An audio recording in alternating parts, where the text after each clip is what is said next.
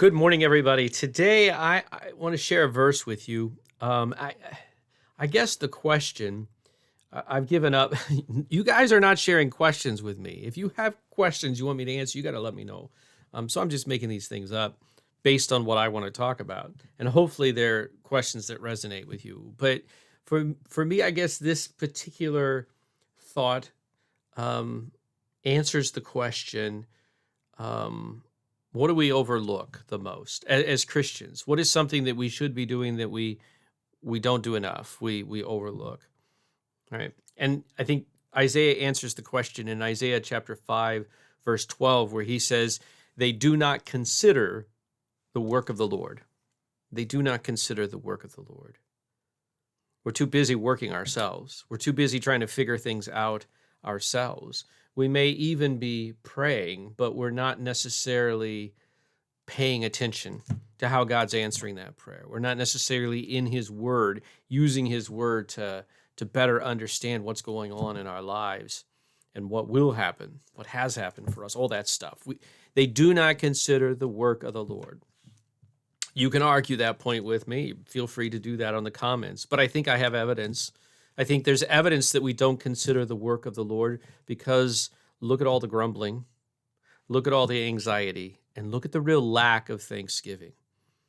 I promise you, there's not a single day goes by that I don't hear and participate in grumbling. And I'm constantly hearing about anxiety and the growing anxiety within our culture. But I could definitely go a whole day without hearing somebody thanking God for something. What about you? And I think these three things are evidence that we do not consider the work of the Lord.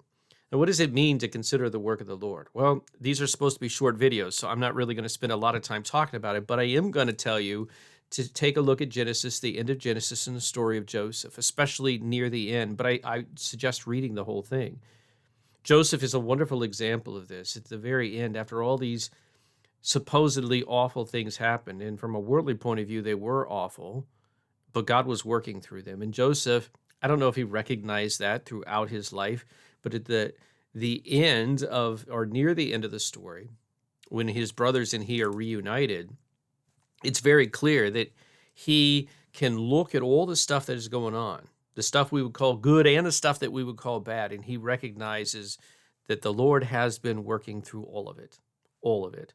So Joseph really shines for us as an example of what Isaiah is talking about. This is what we want to do, exactly what Joseph does, right? So I commend that to you. If you use the Treasury of Daily Prayer for your devotions, you've already been going through Joseph and you know exactly what I mean.